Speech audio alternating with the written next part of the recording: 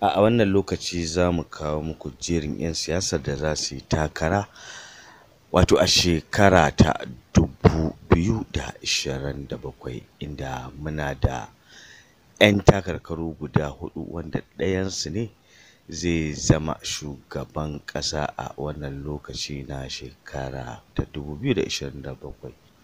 Na farko muna da Rabi'u Musa Kwankwaso, sannan kuma muna da Ahmad Tinubu, ga kuma Peter Obi, sannan muna da Atiku Abubakar, wanda wannan kuma mun yi ne a kan ikiyasin aikinsu da suka yi wa jama'a.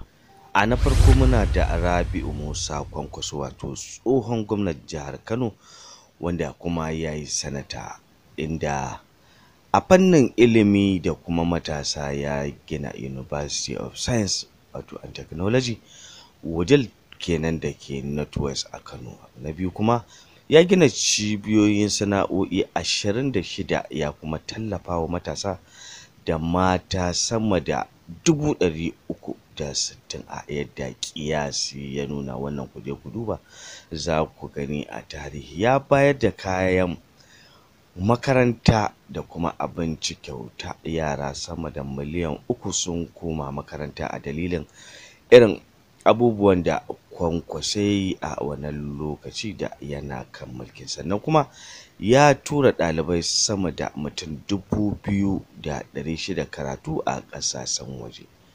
Sai kuma fannin gine-gine da Kwankwaso ya yi wato flyover guda 3 a Kano, hanyoyi masu faɗi a ƙananan hukumomi wato guda 44. Sannan kuma ya gina gidaje sababbi, wato Kwankwasiya Amana kenan. Ya gina Amana, ya kuma gina Bandara, filaye da 3,000 wasu ya raba wa talakawa da waɗanda bala'i ya shafa. Duk waɗannan gidaje kaji yadda aka yi da su. Sai kuma na biyu wato Bola Ahmad Tinubu, wanda a yanzu shine shugaban ƙasa a yanzu, wanda shi kuma ya yi wato gwamnan Lagos a wancan lokaci. Me Bola Tinubu ya yi? Wato idan muka koma ga gyaran tattalin arziki, ya cire tallafi wato wanda ake kira subsidy a ranar farko da ya hau mulki, ya daidaita farashin dala. Wannan shine ya daidaita farashin dala, amma dai har yanzu ga ta dalar dai sai dai a hankali. Sannan kuma ya ƙara samun kuɗin gwamnatin, tattalin arziki ya hau sama na Najeriya, ya tashi kusan kaso 4.6 wato a shekara ta 2024, a wancan shekara kenan. Sai kuma ayyukan gine-gine za mu shige shi ma Lagos Ibadan Expressway, Bola Ahmad Tinubu ne ya gina, wato Second Niger River kenan Bridge. Lagos Calabar Coastal Road shi ma haka, wanda yake da filaye sama da kilomita 700, da layin dogo Abuja Kaduna da kuma Wari Ikitafe, duk shine yayi wannan gine-gine a wannan lokaci da yana kan mulki.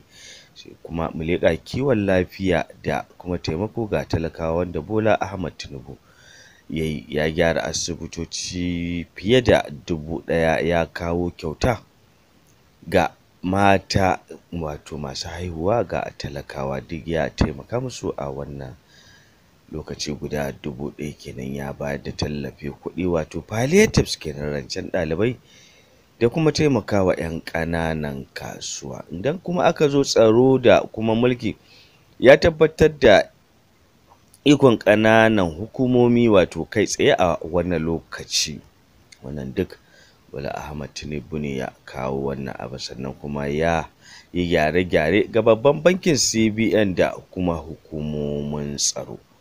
Wannan abubuwan da Bola Tinubu ya yi, waɗanda suke sauraro sai ku rubuta mana comment a ƙasa, menene kuke ganin ra'ayinku kafin mu shiga na gaba. Sai kuma na uku wato ɗan takara wato Atiku Abubakar, tsohon mataimakin shugaban ƙasa, wato ɗan kasuwa kenan a lokacin mulkin Jonathan.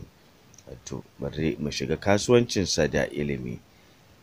farko ya kafa wato American University kenan, wato AUN a Adamawa, wato makaranta ta zamani. Wannan makaranta ta zamani ce wanda Atiku ne ya gina ta a wannan lokaci. Babban ɗan kasuwa ne kuma, wato in ta harkar mai, wato na kuma Intels duk shi ne yake yi. Sai kuma ya tallafa wa mutane da jari, ya ba su jari, ya ba su aikin yi, musamman ma a kamfanonuwansa da yake yana ɗaukar mutane yana ba su aiki, kuma sannan ya azurta mutane a sanadiyar irin abubuwan da yake. Duk wannan Atiku Abubakar ne a cikin arzikinsa Allah ya ba shi ikon yin wannan abu. Atiku Abubakar ya tallafa wa 'yan siyasa sun samu mulki, a misali a lokacin Janar Buhari ya saiwa Buhari jirgi wanda aka ce ya yi kamfen da shi da sauran abubuwa, sannan ya yi wa 'yan siyasa taimako sun samu mulki. Sannan a tattalin arzikin Atiku duk yana yin sa ne a gida Najeriya, inda baya fitar da kuɗinsa a waje yana kaiwa waje. A gida yake yin harkokinsa da dai sauran wasu abubuwa na shi. Ayyukan gwamnati bai yi gwamna ba kuma a lokacin da ya yi mataimakin shugaban ƙasa, wato a 1999 zuwa 2007 ba shi da ayyuka na kai tsaye da jama'a. Sai kuma mu garzaya wato Peter Obi, tsohon gwamnan Anambra, ɗan takarar shugaban ƙasa wato na 2023, wanda Allah bai ba shi ba, ya sake dawowa dai wannan karan shi ma yana nema. To bari mu kawo muku irin abubuwan da ya yi. Wato suna da kyakkyawan mulki, shi ma za mu kawo muku me ya yi a irin abubuwa. Wato an yaba masa kan yadda ya kula da kuɗi da yin mulki mai kuma gaskiya, wato a lokacinsa kenan da ya yi.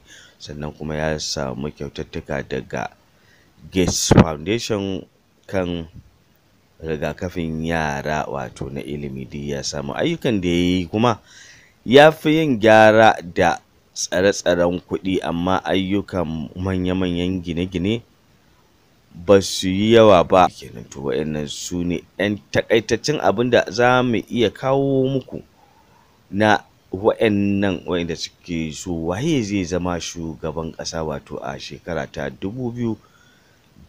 2027. To ga ɗan takaitaccen teburin na waɗannan 'yan takarkaru da za su tsaya, sannan kuma waye zai cinye wannan shugabanci da za a yi idan muka dawo daga baya. Wato Kwankwaso, wanda muka kawo a wannan jeri na ɗaya, wato idan muka kawo ayyukansa da ya yi, kaga ya yi hanyoyi, ya yi flyover, ya yi makarantu, kaga ya yi abubuwa guda biyu kenan.